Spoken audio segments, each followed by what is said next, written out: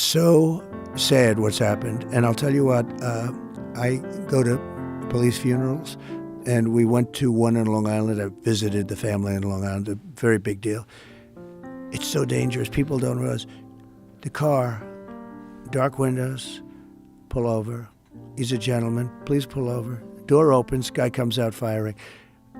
Even if they were allowed to pull out their gun, which they're not, they can't, pull Do out it in the time. gun. Yeah. They still wouldn't have time. It's every cop's worst nightmare. They opened a door, and he was killed, and his partner was hurt. He was killed. And you don't even have an eighth of a second to think. And it is such a dangerous job.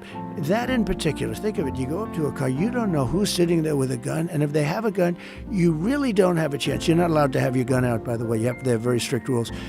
So, number one, but even if you could have your gun out, the door opens and bullets start firing out, and especially where they have the dark windows, where they have the darkened windows. It is such a dangerous profession, and it's very hard to get cops now, because they're not given any backup. And you're right.